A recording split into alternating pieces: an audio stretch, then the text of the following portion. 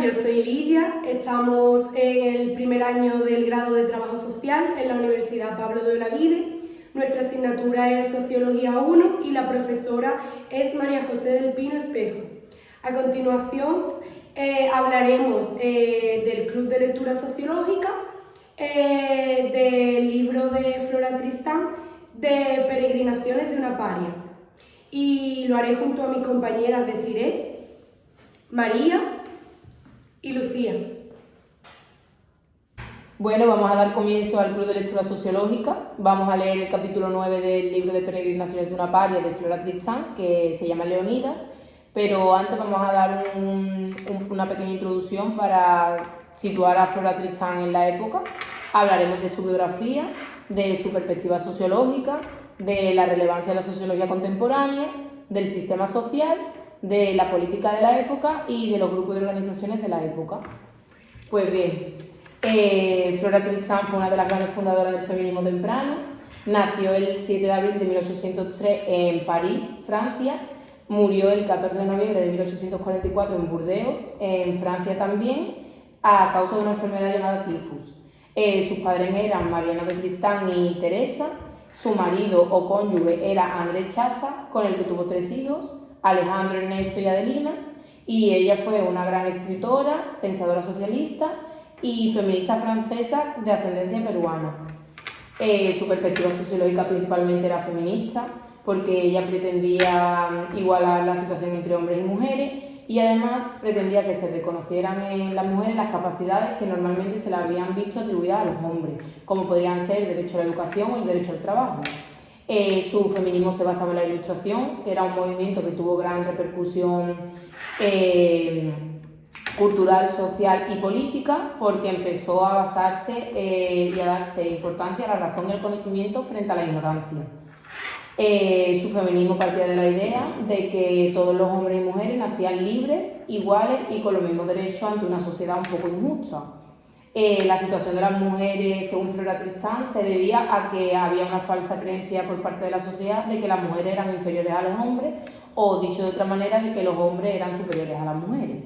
Y ella pretendía impulsar su feminismo a través de la educación. Ella decía que había que formar a las mujeres porque una mujer formada intelectual, moral y materialmente tenía la capacidad y la facultad para poder cambiar o mejorar la clase social en la que pertenecía. Su relevancia en la sociología contemporánea. Pues ella propuso e impulsó la lucha conjunta de los proletarios del mundo contra los opresores, porque durante todos sus viajes se había dado cuenta de la cantidad de condiciones inhumanas y de las desigualdades que había entre los obreros, y además destacó la explotación infantil y la explotación femenina. Ella afirmaba que durante el comienzo de la Revolución Industrial las condiciones eran peores que incluso cuando había esclavos, y por eso propuso esta lucha conjunta contra las clases altas o las clases de poder. Vale, pues ahora vamos a comentar un poquito el sistema social, la estructura a la que Flora Tristán pertenecía. Ella se embarca en la época del socialismo francés de la década de 1840, en París principalmente. Fue una pionera feminista, dado que tenía un espíritu muy justiciero. Defendió a lo largo de su vida principalmente el feminismo machista, a los trabajadores obreros, y era una de las pocas mujeres que estaban en contra de la pena de muerte y defendía a las madres solteras y estaba contraria al matrimonio. Cabe destacar que fue una proletaria y feminista de su época y consiguió los derechos de la mujer a salir al extranjero y poder moverse por el círculo entre las ciudades y los países libremente. Flora se inspiró bastante en María Wollstonecraft en el rol social de la educación, como ya ha comentado mi compañera María. Ella creía que la educación era primordial tanto para hombres como para mujeres y destacó bastante en el papel de que las mujeres consiguieran esos derechos a la educación. Apostaba por la organización de las mujeres y pretendía darle una jerarquía en esa sociedad que de aquella época pues, no se le daba a las mujeres. Flora Tristán tiene una estructura internacionalista. Cabe destacar que era una asociación internacional en contra de la lucha capitalista Y su feminismo, como ya ha comentado mi compañera antes, era socialista, o sea, plantea necesidades, las necesidades de las mujeres, pero en conjunto con los trabajadores. Quiere decir que uno no podía conseguir algo si los otros tampoco lo conseguían. Ella fue en todo momento una mujer muy pacifista y reformista, y todo lo hizo desde el pacifismo y desde la manera de hablar y de formarse. Y respecto a las instituciones sociales, hay que destacar que en 1839 viaja a Inglaterra y allí consigue asistir al Parlamento, en donde conoce a Daniel O'Connell, que era el principal defensor del pueblo irlandés. Bueno, pues yo voy a hablar sobre los grupos y organizaciones a los que pertenecía Flora Tristán y también a su posición social. Flora Tristán pertenecía a una organización feminista peruana que fue fundada en el 1979 y su objetivo era incidir en el empoderamiento de las mujeres, en la política y en la sociedad de ese tiempo. La organización a la que pertenecía contaba con 5 programas y en uno de esos programas estaba Mujer Gainetic, que pertenecía a la Asociación de la Cooperación para impulsar a la mujer a la transformación social. Por último, Flora Tristán pertenecía a era socialista utópica y defendía que la emancipación de los trabajadores tenía que ir unida a la emancipación de la mujer. Vale, pues yo ahora voy a hablar un poco de la política de Flora Tristán, de las cosas que ella realizó. Que la primera, por ejemplo, fue que contribuyó a la mejora de calidad de la participación política de las mujeres en el proceso de descentralización y de regionalización. También apoyó a las mujeres y a sus organizaciones a realizar el plan de desarrollo local y a sus presupuestos participativos en el proceso de descentralización. Realizó campañas para la formalización de organizaciones sociales de base. También propuso normas e instrumentos que garantizasen el ejercicio de los derechos de las mujeres. Propuso además también, promovió las demunas, que son un servicio gratuito y especializado que forma parte del Sistema Nacional de Atención Integral para contribuir a los ejercicios de los derechos de los niños y de los adolescentes para su protección integral. Flora Tristán también promueve una construcción de arquitectura de género en la reforma del Estado a nivel local y a nivel regional. Además también impulsa el Servicio Integral de Salud en San Juan de Lurigancho, con gestión con las organizaciones de mujeres del distrito desde 1989, y de regreso a Francia ella también emprendió una campaña a favor de la emancipación de las mujeres, de los derechos de los trabajadores y contra la pena de muerte. Además también, respecto a la desigualdad social de Flora Tristán, tras la búsqueda de varias soluciones entre la preocupación por la superación de la desigualdad social y referente a la situación de opresión que estaban viviendo las mujeres bajo el patriarcado, eso fue en la vida de Flora Tristán y en su obra una cosa constante. Y ella, Flora Tristán, fue la primera mujer que intentó fusionar en una síntesis crítica el discurso protofeminista y social, abriendo el camino que llevaría a la futura conformación del feminismo de carácter proletario o clasista, que considera inconcebible que existan mujeres oprimidas que sean capaces de oprimir a otras mujeres. Bueno, pues ahora, después de haber hablado un poquito de la vida de Flora Tristán, vamos a leer uno de los capítulos de uno de sus libros más importantes, que es Peregrinaciones de una paria. Este libro es una historia autobiográfica de la autora en el que cuenta su viaje de Francia a Sudamérica y su estancia en Perú, y es escrito por 3 motivos principales. En primer lugar, para reclamar el reconocimiento por parte de su familia paterna de la herencia que éste le había dejado. Además, habla sobre la exclusión social de la sociedad de Arequipa, que es la capital política de Perú, Y por último, en este libro Flora pretende mostrar la lucha por conseguir una sociedad más justa e igualitaria. La importancia de este libro se ha visto reflejada en que fue publicado en 2 volúmenes y ha sido editado hasta 7 veces. A continuación vamos a leer el capítulo 5 del libro de peregrinaciones de una paria, que se llama El Leonidas. Había separado mi pasaje a bordo del barco de 3 mástiles, Leonidas. El capitán me hizo prevenir que se había fijado la partida para el domingo 1 de septiembre, a las 12 del día. Me levanté ese día muy temprano, pues no tenía criado para ayudarme a hacer mis maletas y otros preparativos del viaje. Tuve que escribir varias cartas. Todas esas ocupaciones pusieron, por algunos instantes, una tregua a los pasares que me oprimían el alma. En medio de mis preparativos recibí muchas visitas y debí a las molestias del momento la apariencia de calma con la que recibí. Esas personas venían a despedirse de mí, las unas por afecto, el mayor número por curiosidad. El pobre Cabrié no podía estar tranquilo. Iba y venía alternativamente del cuarto al balcón por temor a que esos visitantes importunos percibiesen su emoción. Gruesas lágrimas brotaban de sus ojos. Su voz estaba alterada. No se atrevía a decir una palabra. Su dolor me agobiaba. Como viéramos que Leonidas se aprestaba a levar anclas, despedía a mis visitantes. No conocía a todas aquellas gentes, sino desde hacía poco tiempo. Pero estábamos en país extraño. Los unos habían venido de Francia conmigo, los otros eran mis compatriotas. Hablaban mi idioma y mi corazón se oprimía al verlos alejarse. Quedé algunos instantes sola con Cabrié. «Oh», me dijo, «Flora, júreme que me quiere usted, que será usted mía y que la veré muy pronto, pues si usted no lo hace, no tendré fuerza para verla partir». Querido amigo, ¿tengo necesidad de jurarle que lo amo? En cuanto a la unión proyectada, solo Dios sabe lo que es por venir nos tiene reservado.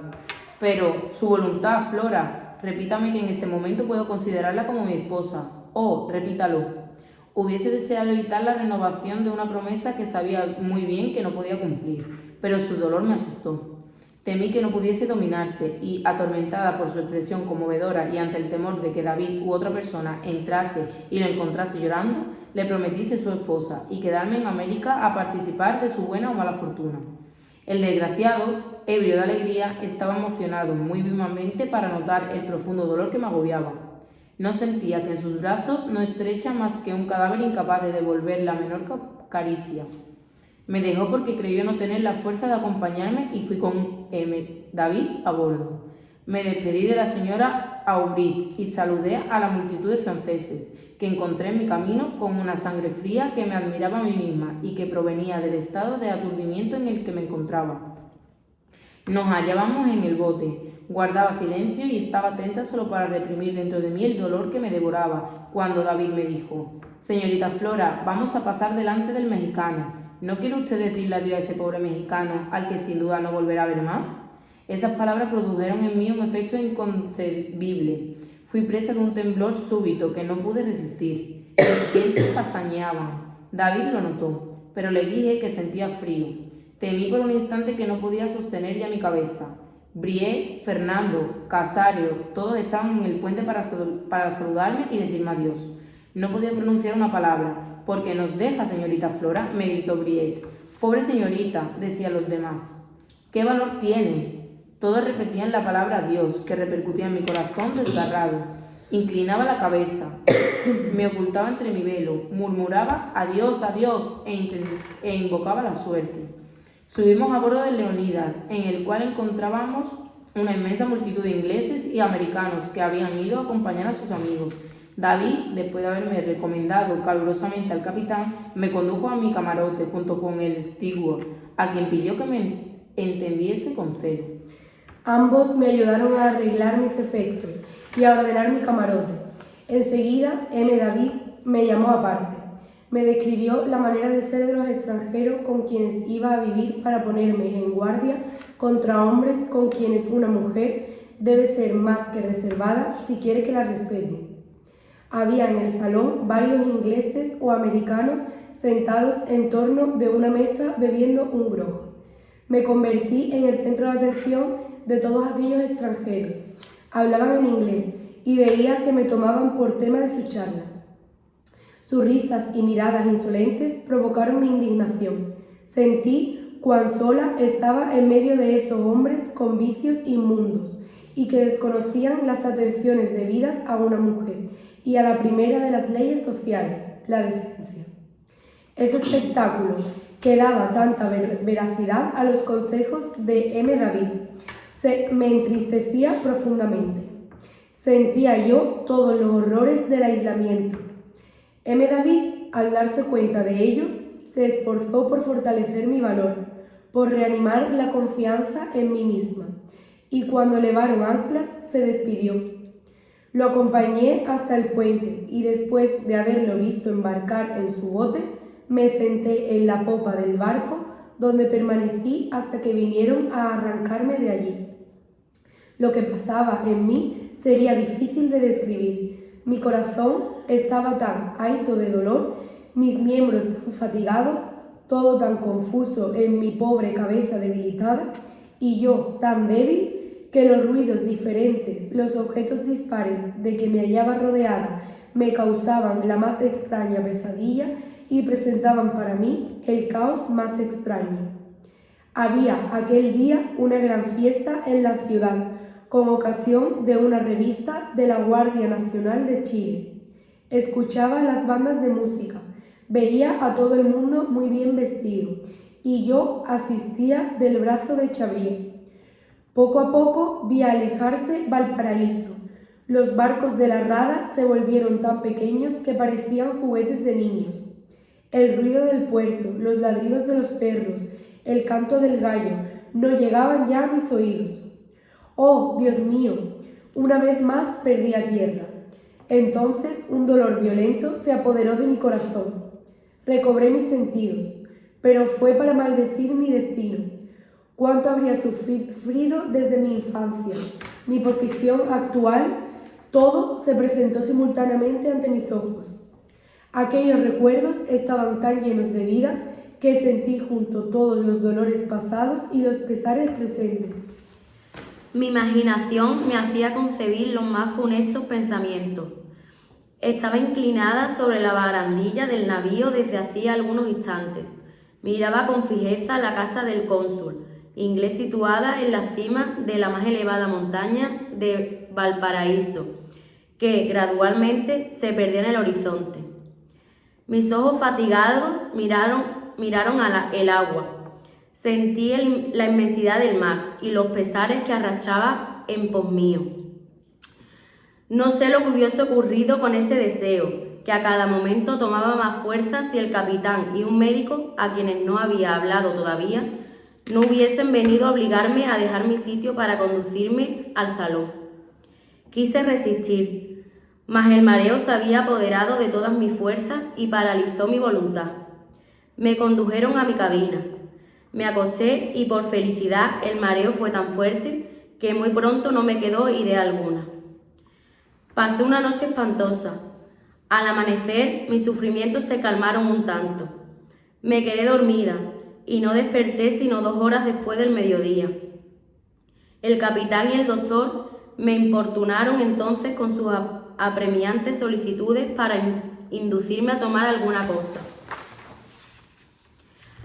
Al fin, impaciente y para librarme de sus reiterados ruegos, consentí en tomar un poco de sopa, a la que agregué una taza de café con agua. En efecto, me encontré mejor después de esta ligera colación. Me levanté y subí al puente. Mi primer movimiento fue volver los ojos en dirección de Valparaíso. Pero, ¡ay!, no sabía ya nada, sino cielo y agua. Me sentí oprimida y un suspiro se escapó de mi pecho. Me senté sobre la banca destinada a los pasajeros. Mi estado de debilidad me dispensaba de hablar, y como no estaba dispuesta en lo absoluto a hacerlo, me puse a observar con atención a mis nuevos compañeros de viaje. El capitán era uno de esos americanos del norte cuyo espíritu está circunscrito a la profesión que ha abrazado, pesado y materialista. La bondad resultaba en el fruto del temperamento más bien que de la educación. Yo le había sido recomendada en Valparaíso, en forma muy especial por los signatarios de Cabriés. Tenía para mí el más grande respeto y todas las complacencias y atenciones que su imaginación podía sugerirle. Nos hicimos buenos amigos enseguida, tanto como podíamos serlo, hablando idiomas diferentes, el inglés únicamente y yo francés y español que él no comprendía. Había 3 pasajeros americanos, además del doctor. Uno de ellos era hombre bastante vulgar y no hablaba francés ni español. Otro, un joven de 19 años, de un físico agradable, de humor sombrío y melancólico, que estaba atacado de spleen. Lo obligaban a hacer un viaje tan largo solo con la esperanza de curarlo, mas en vano había pasado por todas las latitudes del globo. Languidecía siempre, ninguna mejoría se manifestaba en su estado. Parecía aspirar a otra vida, y no haber venido a este mundo sino para apreciar mejor aquel al que estaba destinado. Me fue imposible hablar mucho con él, pues no comprendía sino algunas palabras de español y nada de francés. El tercer americano merece una atención especial, de 24 a 26 años de edad. Era de talla pequeña, bien formado, gracioso en todos sus movimientos, muy rubio, con la piel pecosa, los rasgos finos y regulares, pero le faltaba esa expresión viril que uno gusta de ver en un hombre. Hablaba el español bastante bien, comprendía un poco el francés, aunque no lo hablaba, y tenía cosas raras entre los americanos, un excelente tono y el exterior de un hombre acostumbrado a una buena sociedad. Era un elegante de buen gusto que, aún a bordo, cambiaba cada día de toilette y su instrumentaria presentaba siempre un conjunto de formas y de colores de admirable armonía. Era muy refinado en todo, tenía mucho orden, sin que, a pesar de ello, se le notara afectación en nada. Con todo, su manera de ser parecía provenir de las reglas aprendidas y ser su expresión exacta. Empleaba la mañana en su correspondencia comercial. Después de la comida leía, tocaba flauta y también cantaba. Era el hermoso ideal, el modelo perfecto del gentleman del transatlántico. Pero se sentía en él la ausencia de aquel abandono que da tanto encanto a las relaciones íntimas. La regla dominaba al hombre en todos los detalles de la vida. Dotado de tacto y de discernimiento, estaba demasiado en guardia sobre sí mismo, para desviarse jamás en un plan de conducta en el que todo parecía haber sido previsto. En una palabra, la inspiración o la espontaneidad no se manifestaban en nada de cuanto decía. Como apreciamos nuestros talentos en proporción al trabajo que hemos tenido al adquirirlo, estaría dispuesta a creer que ese elegante americano tenía una alta idea de sí mismo. Nacido en Nueva York, se llamaba Pedro Wanderwolf. Por todas las ventajas exteriores que se había procurado, debía haber obtenido éxitos de salud. Pero, ¿qué distancia hay entre el hombre a quien el arte social ha moderado así y aquel a quien la providencia ha destinado a sobresalir en cualquier parte, a ser eminente como artista, como sabio o como escritor? En fin, a marchar a la cabeza de sus semejantes. Este último dominó la regla, no la soporto. Desde el primer momento que examiné a Mr. Wanderwolf, vi que a mi vez era objeto de su observación, pero no podía adivinar qué efecto producía sobre él. Su fisonomía poco expresiva no dejaba traicionar su pensamiento. Llegó por fin al doctor Víctor de Castellac. Por primera vez en mi vida, quizá, encontraba en él a un hombre quien no llegaba a clasificar. Ese doctor me dijo que tenía 33 años. Yo le habría dado tanto 20 como 40. Era francés, y de no habérmelo dicho, no hubiese podido distinguir a qué nacionalidad pertenecía. Hablaba el francés sin ningún acento local, así que no podía discernir en qué provincia de Francia había nacido y su tono, sus maneras, sus costumbres, su vestido y su conversación tampoco indicaba uno u otro país, ni traicionaban alguna profesión. Me di cuenta de que el doctor me examinaba también con una curiosidad mezclada de sorpresa. No supe en aquel momento a qué atribuirlo. Más tarde vi que la atención del público de Valparaíso, de lo que a pesar mío había sido objeto, había hecho nacer en él deseo de conocerme. Estuve enferma los 2 primeros días, pero enseguida me encontré mejor. Readquirí mis fuerzas físicas y con ellas mis fuerzas morales. Aprobaba mi conducta. Me sentía con valor para persistir en ella y luchar contra los obstáculos que me esperaban. La satisfacción de mí misma me devolvió toda mi alegría. El doctor y yo nos juntamos para conversar. Me puse a hablar de París, de Argelia, de otras 1000 cosas con un entusiasmo que me admiraba a mí misma. Hablábamos sobre todos los temas, pero en especial de París, tema al que él me conducía siempre porque casi no conocía aquella ciudad, habiendo pasado toda su vida, desde su salida del colegio, en las colonias españolas. El elegante americano se esforzaba por comprender lo que decíamos. Cogía el sentido de algunas frases y adivinaba las demás. Me dejó al fin conocer la opinión que se había formado de mí y de Mr. Castellar. Tuve más libertad para divertirme con él a expensas de ese pobre doctor que se presentaba a burla en una multitud de ocasiones. Mr. de Castellar, después de haber permanecido 6 años en México, donde había acumulado una bonita fortuna, fue a París en 1829. Confió todo su dinero a Miss Masbel y CIE, pues pensaba que la casa bancaria de esos señores era una de las que ofrecían más garantías. Sobrevivió a la Revolución de 1830. Esos señores quebraron y el doctor perdió en un solo día el fruto de 6 años de trabajo. En un principio estuvo inconsolable, se quedó 1 año en París y devoró sus últimos recursos al tratar de salir de compromisos y de recoger algunos restos de su fortuna perdida.